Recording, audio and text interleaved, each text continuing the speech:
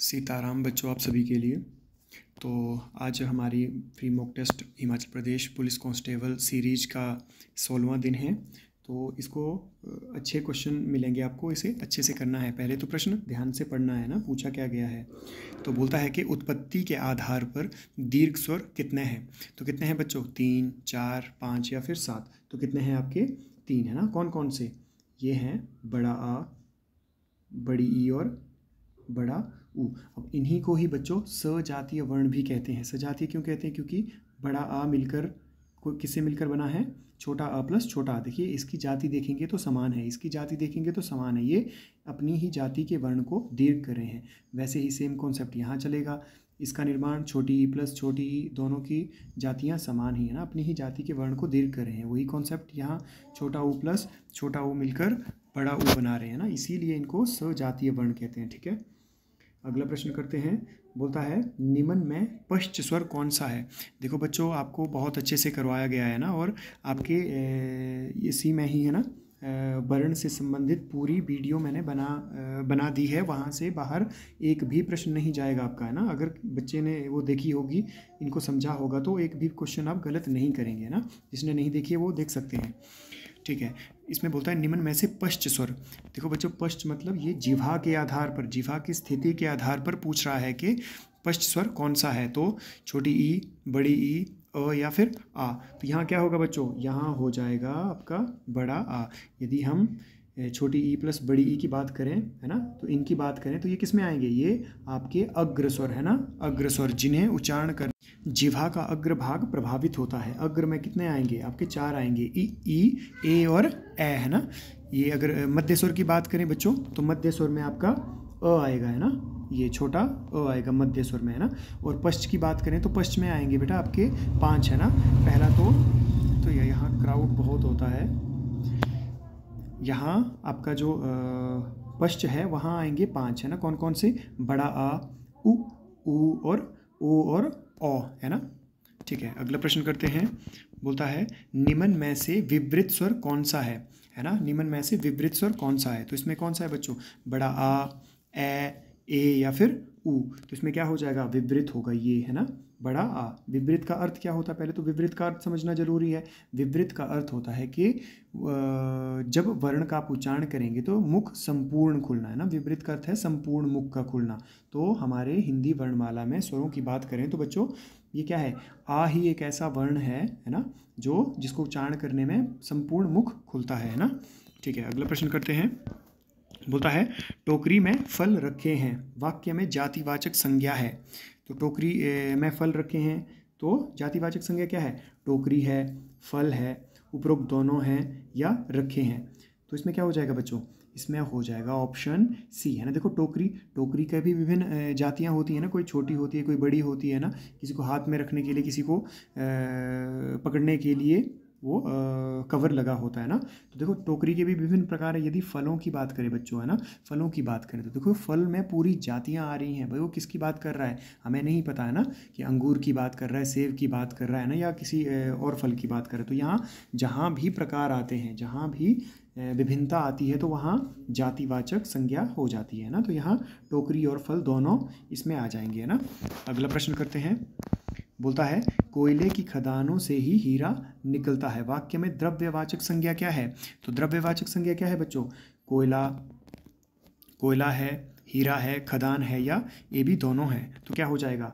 देखो यहाँ हो जाएगा आपका ए और बी दोनों, है ना। कोयला यहाँ द्रव्यवाचक पूछा है ना, तो यहाँ कोयला और हीरा ये क्या है? पदार्थ है ना, ये पदार्थ है। तो क्या आपने द्रव्यवाचक में देखा होगा, तो आपकी धातुएं अधातुएं, है ना, किस में आती हैं? आपकी द्रव्यवाचक में ही आती है ना। यदि हम खदान की बात करें तो ये जातिवाचक है ना, क्योंकि खदानें विभिन्न प्रकार की होती हैं। कौन सी खदान? चांदी की खदान भाई, सोने की खदान, कोयले की खदान, या किस चीज़ की, है ना। तो ये आपका जातिवाचक है ना। ठीक है, अगला प्रश्न करते हैं। बोलता है वह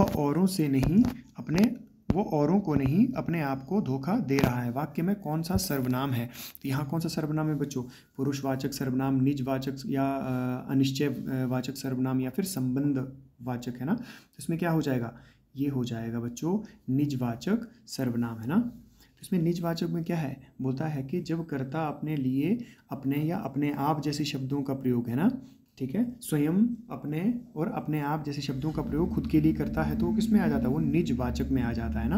और यहाँ एक दूसरा कॉन्सेप्ट आप अच्छे से समझ लेना, अमूमन क्या होता है कि क्रिया का प्रभाव किसके ऊपर पड़ता है, कर्म का, है ना, कर्म के ऊपर पड़ता है। पर बच्चों यहाँ देखें तो इसमें एक कॉन्सेप्ट याद रखना कि यहाँ जो क्रिया कर रहा है उसका क्रिया का प्रभाव भी उसी के ऊपर, मतलब कर्ता के ऊपर। ऐसा भी हो सकता है कि कोई और व्यक्ति माध्यम है ना, किसी के बारे में बोल रहा होगा, किसी की क्रिया के बारे में बोल रहा होगा कि काम भी वही कर रहा है और प्रभाव भी उसी के ही ऊपर पड़ रहा है।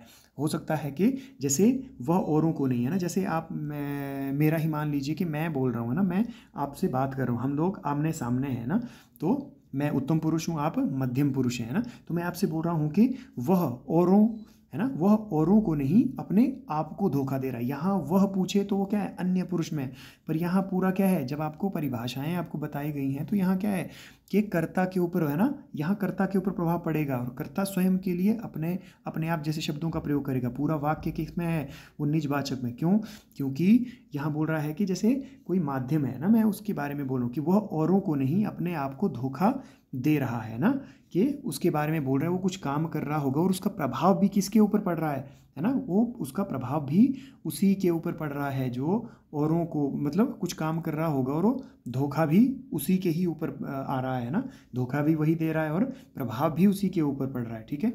तो यहाँ मैं तो सिर्फ बोलने का माध्यम था, है ना, इसमें ये कॉन्सेप्ट याद रखना। बोलता है जिसकी लाठी उसकी भैंस, वाक्य में सर्वनाम है, तो कौन सा सर्वनाम है बच्चों, संबंध, संबंधवाचक, निजवाचक, पुरुषवाचक या इनमें से कोई नहीं। तो इसमें क्या हो जाएगा बच्चों, इसमें संबंधवाचक, क्योंकि संबंध किसके बारे में बताया है, लाठी और भैंस के बारे में ना, दो शब्दों के बारे में ना। और ये जो शब्द है जिनके जो इन दोनों के बीच में है ना, कि संबंध बताने का काम करे, वो कौन से हैं, जिसकी और उसकी शब्द, तो ये क्या है, संबंधवाचक, है ना, संबंधवाचक। अगला प्रश्न करते हैं। बोलता है विजय आजकल काले रंग के कपड़े पहनता है, स्थान के आधार पर कौन सा विशेषण है। देखो बच्चों, स्थान के आधार पर दो प्रकार के विशेषण होते हैं ना, उद्देश्य और विधेय, ठीक है।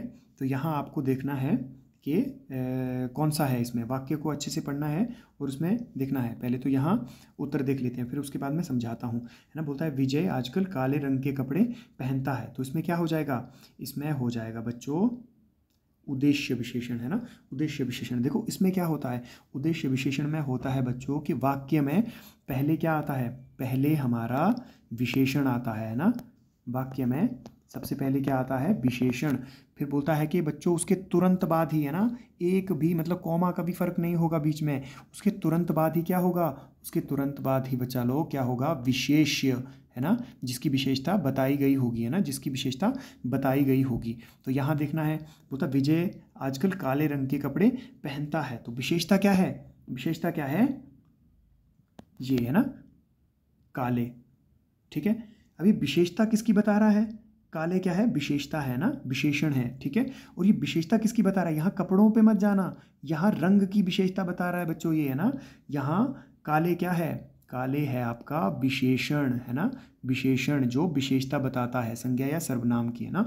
तो रंग क्या है बच्चों, रंग है विशेष्य, ठीक है, रंग है विशेष्य। तो वही हमारी परिभाषा बोलती है कि आपके वाक्य में जब विशेषण पहले हो, उसके तुरंत बाद ही, बीच में कोई भी शब्द नहीं होना चाहिए, उसके तुरंत बाद ही विशेष्य हो, तो वो क्या हो जाएगा, वो उद्देश्य विशेषण हो जाएगा।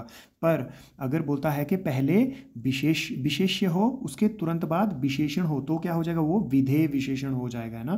तो यहाँ क्या है, यहाँ पहले क्या है आपका, पहले है ये विशेषण, उसके तुरंत बाद है विशेष्य, है ना। तो ये किस में चला जाएगा, ये उद्देश्य विशेषण में चला जाएगा। आई होप आप अच्छे से समझ गए होंगे, इस कॉन्सेप्ट को अच्छे से समझ लेना, है ना, ठीक है। अगला प्रश्न है, बोलता राहुल अनिल से अधिक बुद्धिमान है, वाक्य में तुलना के आधार पर विशेषण की अवस्था है। तो बच्चे यहाँ आपको पता ही होगा ना कि तुलना के आधार पर तीन प्रकार के विशेषण है ना, मूलावस्था, उत्तरावस्था और उत्तमावस्था, ठीक है। तो यहाँ पूछ रहा है कि राहुल अनिल से बुद्धिमान है, वाक्य में तुलना के आधार पर। तो यहाँ देखो तुलना पहले तो हम उत्तर कर लेते हैं, उसके बाद मैं आपको समझाता हूँ ना, राहुल और अनिल। तो इसमें क्या हो जाएगा, इसमें हो जाएगा बेटा उत्तरावस्था, है ना, उत्तरावस्था। अब ध्यान देना है ना, बोलता है जब भी, है ना, तीन प्रकार है ना इसके, इनको लिख भी लेना है ना, कि तुलना के आधार पर विशेषण के 3 प्रकार हैं। एक है मूलावस्था, है ना, मूलावस्था। दूसरा है उत्तरावस्था, है ना, उत्तरावस्था। और तीसरा है उत्तमावस्था। लिखाई मेरी क्या बोलूँ यार। इसमें यदि मूलावस्था की बात करें बच्चे, तो इसमें कोई भी तुलना नहीं होगी। जैसे किसी की विशेषता बताई गई होगी कि राहुल अच्छा गिटार बजाता है, सोनिया अच्छा नृत्य करती है, कोई अच्छा पढ़ता है, गाता है, कुछ भी बोल सकता है ना, उसकी सिर्फ पर्टिकुलर एक व्यक्ति की विशेषता बताई गई होगी। पर यदि उत्तरावस्था की बात करें तो बेटा उत्तरावस्था में क्या होगा, उत्तरावस्था में होगा किसी दो वस्तु या किसी दो व्यक्तियों के बीच में तुलना, है ना। तो यहाँ क्या है, दो व्यक्तियों के बीच में है, राहुल और अनिल, है ना, राहुल और अनिल के बीच में तुलना हो रही है। किसी को कम दिखाया जा रहा है, किसी को ऊपर ज़्यादा दिखाया जा रहा है, मतलब यहाँ तुलना हो रही है सिर्फ दो लोगों के बीच में, ठीक है। फिर बोलता है उत्तमावस्था। उत्तमावस्था में होगा बेटा 3 लोगों के बीच में तुलना या फिर सब में से तुलना, है ना, किसी एक की सब में से, या तो 3 लोगों में तुलना होगी या फिर सब में से तुलना होगी, है ना। तो इसमें जैसे आपको पहचानने के लिए शब्द भी होगा। जैसे मूलावस्था में तो देखो सिंपल है ना, कि मूल शब्द होगा। फिर उत्तरावस्था में शब्दों के पीछे तर लगा होगा, है ना। जैसे सुंदर है, सुंदर शब्द, तो सुंदर क्या है, मूलावस्था है। सुंदर की उत्तरावस्था बनाएंगे तो सुंदरतर, है ना, पीछे तर लगा देना, सुंदर के पीछे तर लग जाएगा तो सुंदरतर।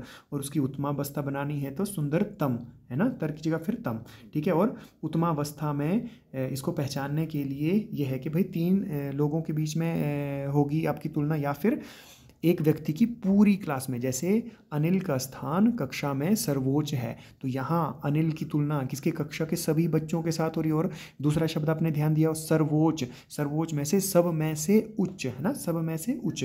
तो यहाँ क्या, सब में से, है ना, जैसे सबसे, सब में से, सर्वोत्कृष्ट, है ना, सब, ये क्या है, ये उत्तमावस्था के शब्द हैं। इनको अच्छे से याद रखना, है ना। तो इसका उत्तर क्या हो जाएगा, इसका उत्तर हो जाएगा बच्चे उत्तरावस्था, है ना।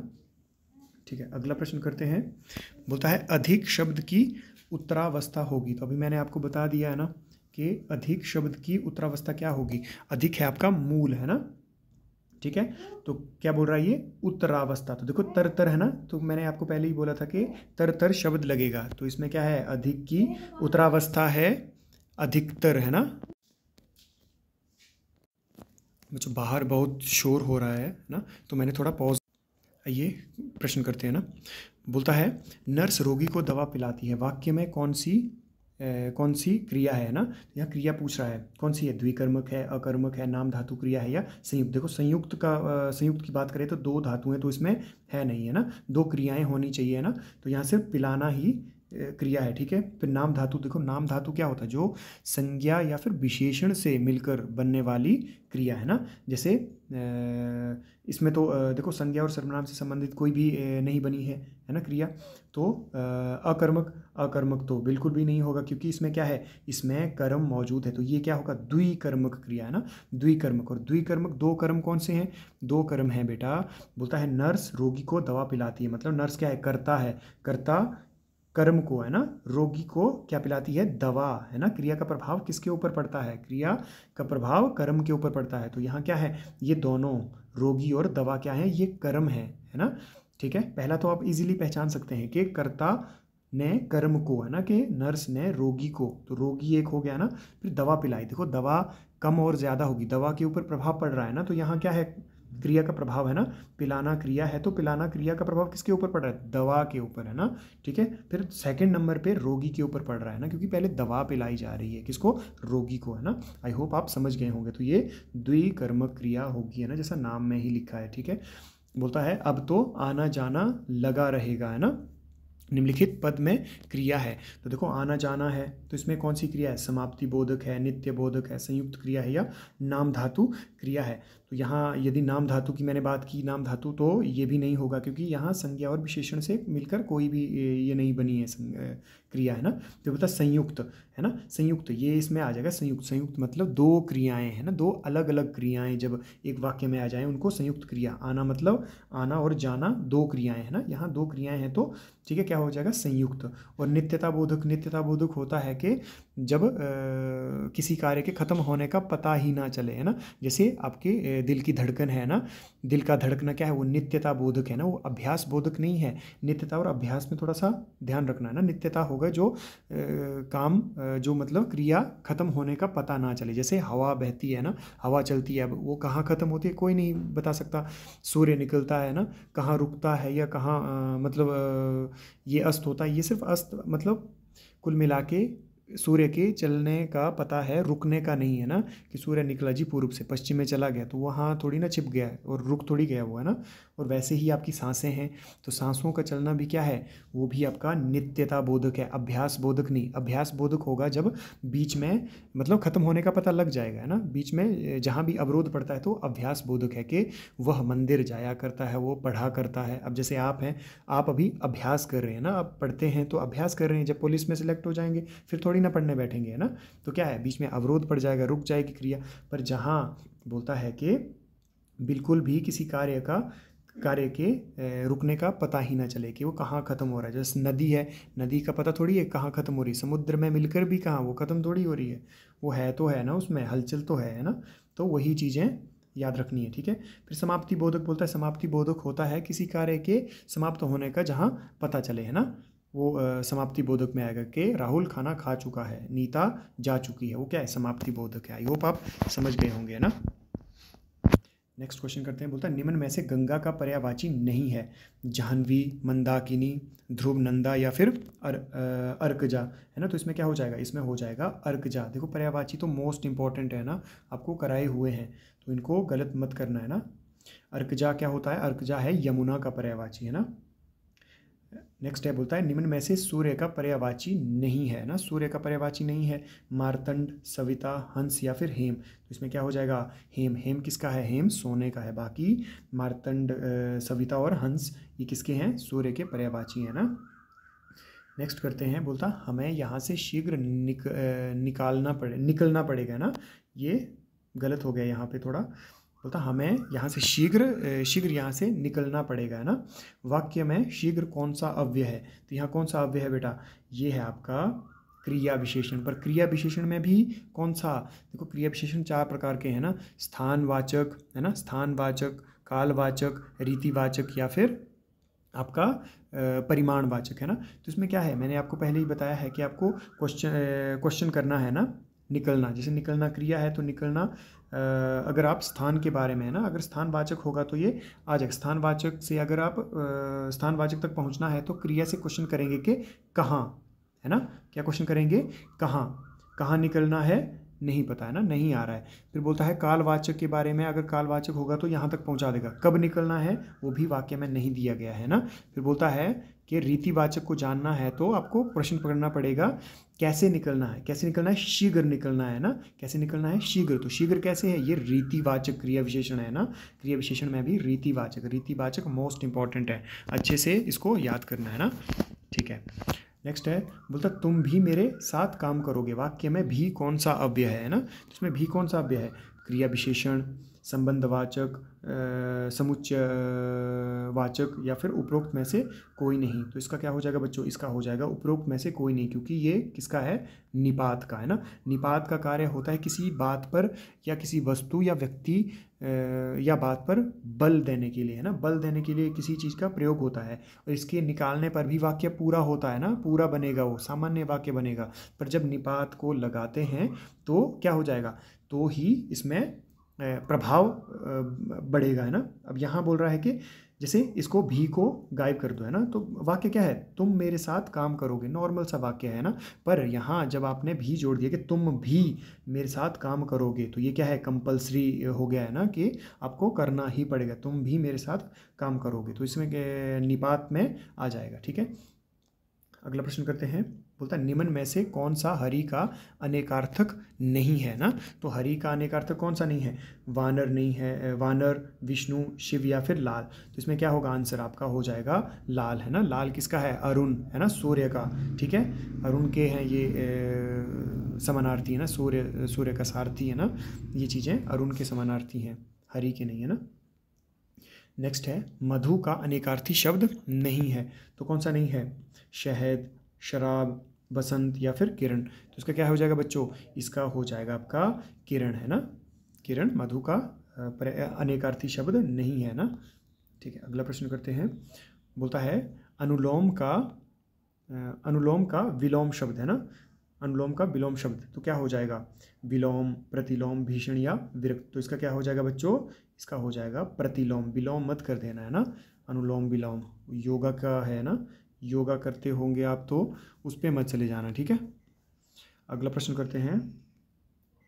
युद्ध में शहीद होना के लिए मुहावरे का अर्थ होता है ना, मुहावरे का प्रयोग होता है, तो किसमें क्या होगा, युद्ध में शहीद होना का, मुंह की खाना, आग से खेलना, लोहा मारना या फिर खेत आना। तो इसका क्या हो जाएगा, खेत आना, है ना। आई होप आप अच्छे से समझ गए होंगे और अच्छे आपने क्वेश्चन किए होंगे। बाकी अपना स्कोर ज़रूर बताइएगा और वीडियो को लाइक और सब्सक्राइब चैनल ज़रूर करिएगा। सीताराम, ख्याल रखिए अपना।